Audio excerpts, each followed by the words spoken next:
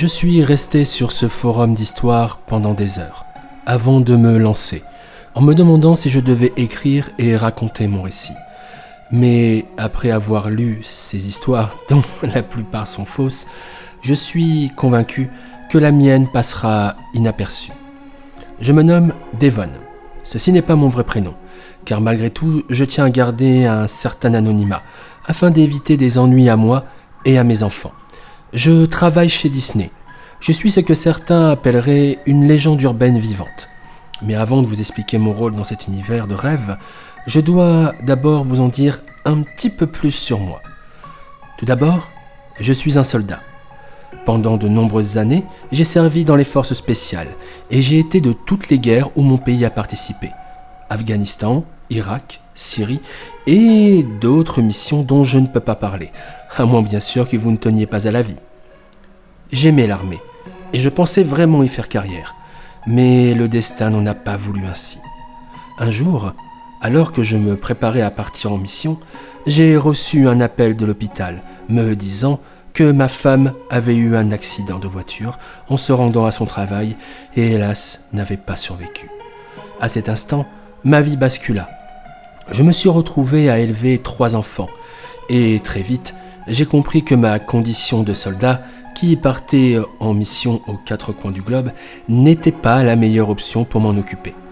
J'ai donc décidé, à contre-cœur, de quitter l'armée et de trouver un emploi plus stable, ou du moins qui me permettrait d'être plus présent pour m'occuper d'eux. Pendant 2 mois, je n'avais rien trouvé de satisfaisant, sauf un emploi dans la sécurité dans un grand magasin, un travail bien en dessous de mes compétences et sous-payé de surcroît. Et alors que j'allais accepter, faute de choix, le destin frappa à ma porte sous l'apparence de Cole. Cole était un ancien membre de mon équipe qui, suite à un syndrome de stress post-traumatique, avait dû quitter l'armée 2 ans plus tôt. C'était un gars bien, et je m'entendais très bien avec lui à l'époque. J'ai donc gardé contact. Et un jour, alors que sa famille était venue manger chez moi, et après toutes sortes de discussions banales, celle de ma recherche de travail arriva enfin sur le tapis. Et c'est à ce moment-là qu'il me parla du sien. Il travaillait à Disneyland, dans la sécurité. Il était bien payé. Il avait en plus pas mal d'avantages en nature. Et il y a 2 semaines, il avait entendu des bruits de couloir, comme quoi, de nouveau, Disney recrutait des personnes pour renouveler son personnel de sécurité vieillissant. J'étais sceptique, je l'avoue, mais au vu de ce qu'il m'avait dit sur sa paye, je lui ai demandé plus de renseignements pour postuler. Le soir même, c'est ce que j'ai fait. Je me suis rendu sur le site de Disney et me suis rendu à la page recrutement. Une fois tous les renseignements remplis et mon CV envoyé en pièce jointe, une petite phrase apparut indiquant que tous mes renseignements avaient bien été reçus et que Disney me répondrait sous peu. Ce que j'avais traduit par « un jour peut-être ». Je me suis levé, prêt à aller me coucher, quand mon téléphone sonna. Je regardais qui pouvait bien m'appeler à une heure aussi tardive, mais le numéro affiché était inconnu. Pendant un moment, j'ai hésité. Puis, chose étrange que je ne faisais jamais, j'ai décroché. Je suis resté silencieux, alors qu'un homme qui se trouvait à l'autre bout de la ligne me disait « Allô ? Allô ?» Après bien 4 allô, je décidai enfin de parler. « Qui est au téléphone ?» Vous êtes bien Devon Millers ? Oui, et vous ? Je me présente, William Hawke. Je fais partie du service de recrutement de Disney. J'allais terminer mon travail quand j'ai reçu votre CV, qui, ma foi, me plaît bien. Merci, mais ça pouvait pas attendre demain cet appel ? Non, voyez-vous, je recherche en urgence une personne avec vos compétences. Et je voudrais vous donner un rendez-vous pour un entretien d'embauche le plus vite possible. Ça vous tente ? Évidemment, quelle question. Quand souhaitez-vous que l'on se voit ? Vendredi à 11h30, ça vous va ? Bien sûr. Et où je dois me rendre pour l'entretien ? Eh bien, vous allez à Disneyland, et presque à l'entrée, sur votre droite, vous verrez une porte marquée « Réservée aux membres du personnel ». Il y a un digicode et une sonnette. Sonnez, et vous expliquez pourquoi vous êtes là, tout en indiquant votre nom et prénom. Merci pour ces renseignements. Et je vous dis à vendredi. À vendredi, monsieur Millers. L'homme raccrocha. Moi, je me voyais déjà avoir enfin un emploi digne de ce nom. Pourtant, à ce moment-là, j'aurais dû me poser certaines questions. Pourquoi m'avoir contacté quasi instantanément ? Pourquoi cet homme qui devait travailler aux ressources humaines était-il encore présent à 11h du soir sur son lieu de travail ? Mais à ce moment-là, je ne l'ai pas fait, bien trop heureux d'avoir décroché un entretien d'embauche. Le vendredi, après bien 30 minutes de route, je suis arrivé au parc Disney. Et après m'être garé et me diriger comme beaucoup de personnes vers le parc, j'ai suivi les indications qu'on m'avait données 3 jours auparavant. Je me suis donc dirigé vers la porte des employés. Et j'ai sonné. Après bien 2 minutes d'attente, une personne parla. Oui, bonjour. Bonjour, je suis Monsieur Miller. J'ai un rendez-vous pour un entretien d'embauche. Oui, j'ai été informée de votre venue. Veuillez patienter un instant. Une personne vient vous chercher. Après 10 minutes à patienter devant la porte, il y eut un cliquetis métallique. Et une femme qui ressemblait à Nanny, dans les 101 Dalmatiens, ouvrit la porte et me tendit la main. Bonjour, Monsieur Miller. Veuillez me suivre. Sans me laisser le temps de répondre, elle me fit signe de l'accompagner. Quand je suis rentré, je fus surpris de voir une véritable fourmilière. Des guests partout, des gens déguisés en princesses et princes, ou encore d'autres personnages qui portaient les déguisements des célèbres mascottes qui ont fait la réputation de Disney. Au bout d'un moment, il y eut de moins en moins de monde, et je suis passé devant les bureaux de la RH. Alors que je pensais qu'on allait s'arrêter, on est passé à côté. Et alors que j'allais demander pourquoi, elle anticipa ma demande et me dit « Votre entretien se passe dans un autre endroit. » Après cela, nous sommes entrés dans un ascenseur et avons descendu 2 étages et pris un autre couloir. Au bout d'un moment, nous sommes arrêtés devant une porte qu'elle ouvrit. « Bien, entrez ici. Monsieur Hawk ne va pas tarder. En attendant, vous voulez boire quelque chose ? » Du thé, s'il vous plaît. Très bien. Installez-vous. Je vous apporte ça tout de suite. Je me suis installé sur une chaise et en attendant mon thé, j'ai regardé autour de moi. Et je fus bien surpris de voir à côté d'affiches de films Disney des posters sur la sécurité. Je suis bien resté quelques minutes seul quand la porte s'ouvrit de nouveau. La dame entra et posa 2 tasses de thé, une pour moi et une autre sur la place en face de moi. Et alors qu'elle partait, une autre personne est entrée. Il était de grande taille, une bonne carrure, preuve qu'il devait faire du sport, une coupe de cheveux impeccable et un costume noir d'une propreté incroyable.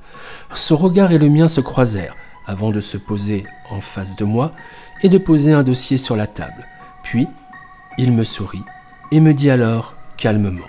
« Monsieur Miller, je suis Monsieur Hawk. On s'est eu au téléphone. » Il me tendit la main, que je serrai volontiers. Mais j'ai remarqué aussi une chose. Quand il avait parlé, j'ai remarqué un certain accent.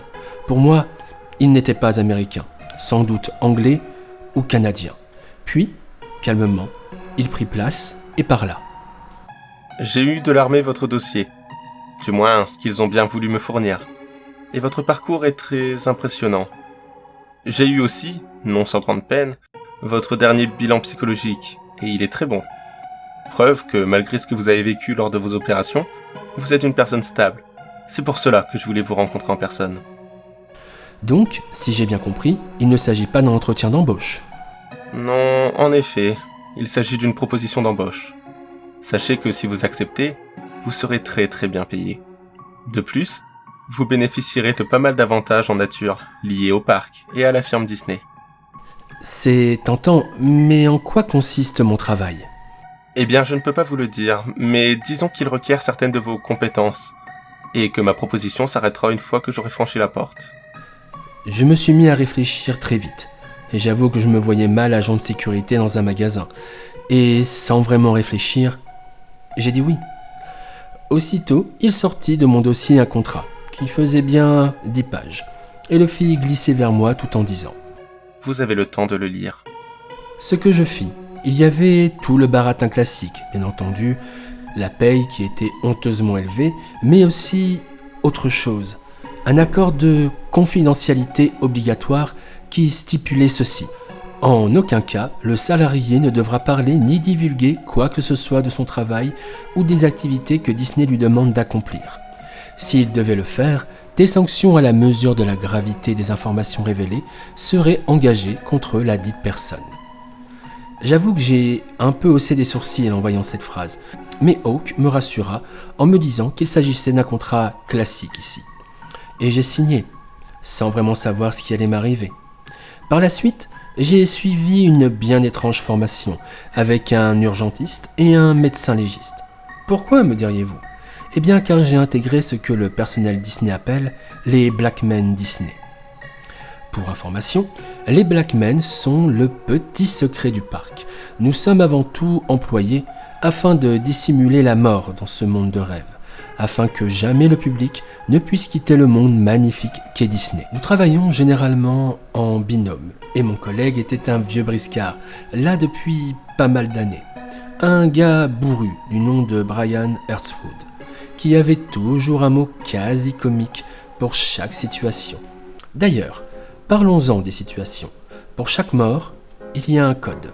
Le code Mickey, qui s'applique pour les morts dites banales. Le code Donald, pour les personnes mortes d'une attaque cardiaque. Le code RFL, Riri, Fifi et Loulou, pour les morts d'enfants. Et c'est une des choses qui, à mes yeux, est le plus dur à supporter dans mon travail. Le code Dingo, pour les morts, disons, insolites. Oui, ça aussi ça arrive. Je me rappelle même une fois avoir été témoin d'une mort qui encore aujourd'hui me fait sourire. Un homme, mort, déguisé en Aladdin, au-dessus d'une fée clochette. Et Brian qui s'est mis à dire « Au moins maintenant, il est au pays du rêve bleu. » Le code P, pour Pluto. Là, il s'agit de la mort d'un des membres du personnel de Disney. Et enfin, le dernier, et le pire, le code W, ou Walt. Ce sont, comment pourrais-je dire ça ? Les morts étranges et les situations dites non classifiables dans les rapports. Et j'avoue que j'en ai vu pas mal. La première fois que j'ai eu ce code, c'était une nuit. On a été contacté par un membre du personnel d'un des hôtels Disney. Quand nous sommes arrivés, je fus saisi d'effroi. Dans la salle de bain se trouvait un homme. Rien de bien suspect à première vue. Mais la pièce était à moitié recouverte de sang, comme s'il en avait craché partout contre le mur. Mais le plus impressionnant étaient ses yeux, bien plus grands que celles d'un humain, mais aussi tout à fait identiques à celles d'un chat. Je ne comprenais pas ce que je voyais, mais Brian a juste dit « Merde. » Il a pris son toki et s'est adressé à quelqu'un. « Allô, on a un code Walt. On a un copycat ici. Que le service de sécurité recherche le père de la famille de la chambre 203. » Je suis resté silencieux, me posant des questions, mais mon esprit me disait que cet étrange événement était dû au hasard, et à tort, je n'ai rien demandé à Brian. Mais d'autres choses se sont passées. Un jour, où j'étais en pause avec un guest qui était habillé en Mickey, oui, je dois faire une petite précision. Pour ceux qui ne le savent pas, les personnages qui revêtent le costume de Mickey n'ont pas le droit de parler, même à leurs collègues. Et j'avoue que quand je tombe sur eux, j'ai cette fâcheuse habitude de tenter de les faire parler. Ce jour-là, la personne qui portait le déguisement semblait fatiguée, comme essoufflée. Je me suis approché de lui, je lui ai demandé s'il allait bien. Mais il se passa un truc étrange. Les yeux de Mickey se sont fermés et ouverts. Mais c'étaient ceux du costume. J'ai eu un mouvement de recul, surpris, et il a commencé à s'écrouler sur le sol et à convulser. Au bout d'une minute, il a arrêté de bouger, et au même moment, mon collègue est arrivé nulle part. Il m'a regardé et j'ai haussé des épaules, pour lui dire que je ne savais pas ce qui s'était passé. Il a commencé à prendre son toki et à déclarer un code plus tôt. Mais alors que j'ai inspecté le costume, je lui ai dit « Hé, mais il y a un problème ! Il n'y a rien là !» « Comment ça, rien ?» « Bah rien, pas de système d'ouverture et je peux même pas retirer la tête. » « Merde. Les gars, on a un code Walt. » Un matin, je venais de prendre mon service, quand mon collègue et moi avons reçu un appel qui venait d'un des membres chargés du contrôle du parc avant son ouverture. Quand nous sommes arrivés sur les lieux, il y avait un petit groupe autour du corps. Je me rappellerai toute ma vie de l'expression de terreur sur son visage. Mais Brian, lui, est resté de marbre, comme à son habitude. Et, comme toujours, il a pris son toki et a dit « Ici Brian, code Walt. On a retrouvé un joueur, et il a perdu. » Et enfin, voici ma dernière histoire. Ça s'est passé il y a à peine un an. J'allais finir mon service, et je fus bien heureux de n'avoir eu aucun appel. Alors que je commençais à me diriger vers le vestiaire, Brian est venu me chercher et me dit « Il y a une urgence. Réunion de crise immédiatement. » Quand je suis arrivé avec mon collègue, il y avait déjà 3 groupes d'autres black men là-bas. Et notre chef a commencé à nous expliquer que 2 enfants avaient disparu dans la zone d'Adventureland. Et que pour des raisons de sécurité, ils avaient isolé l'endroit. Et qu'on devait les retrouver. Par la suite, on nous a autorisés à aller au coffre. Une pièce qui se trouve au bout de notre couloir et qui ne s'ouvre que par un code. Et aussi sous autorisation express de notre responsable.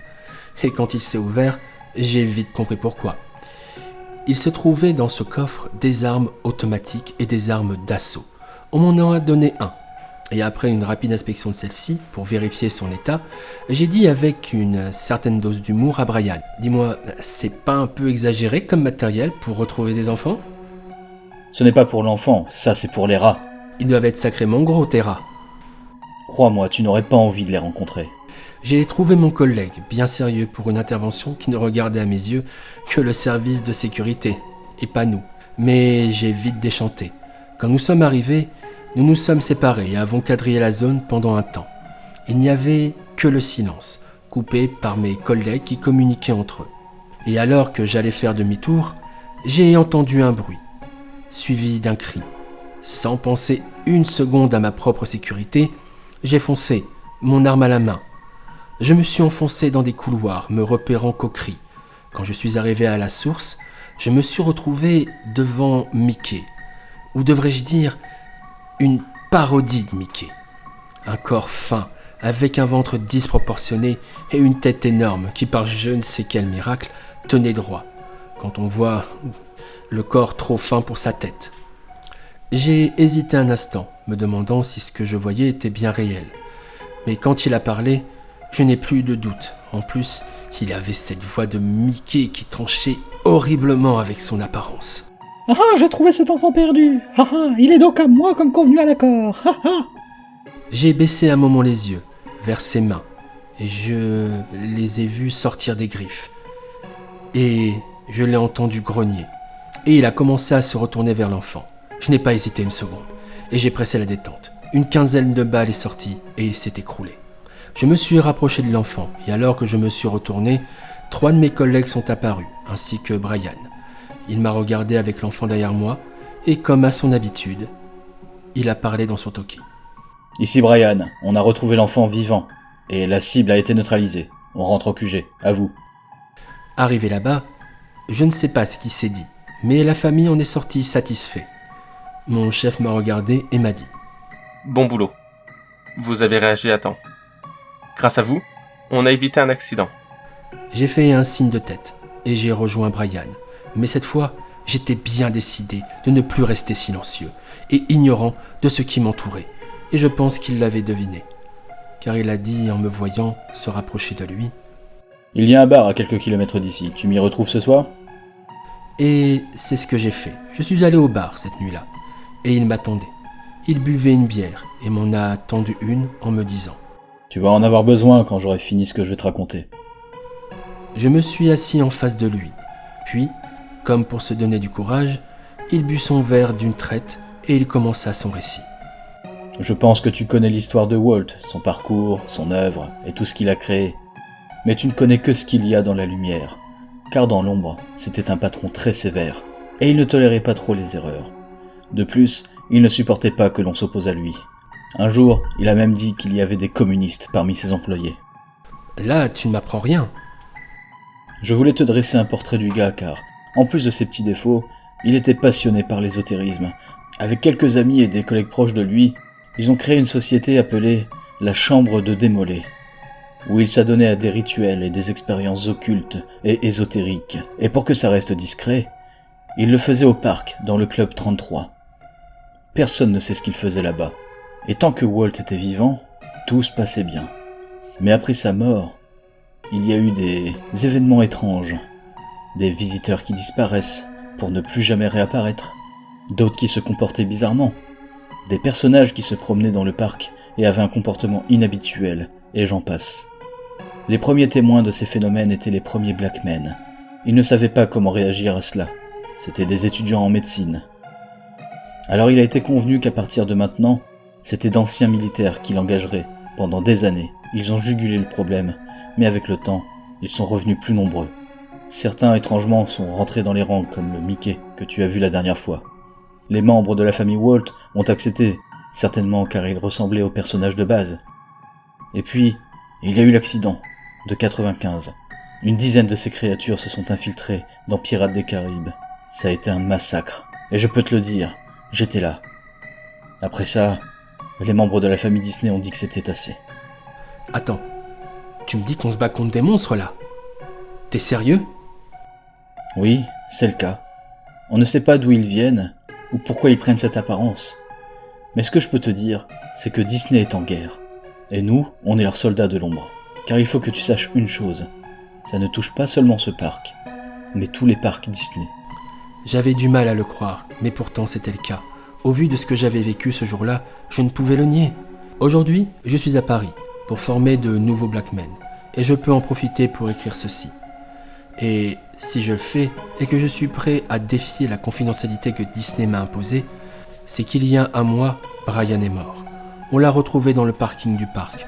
Son corps avait été comme lacéré. Et sur le mur, il était écrit, certainement avec le sang de Brian, « Ce qui nous défie en paie le prix ».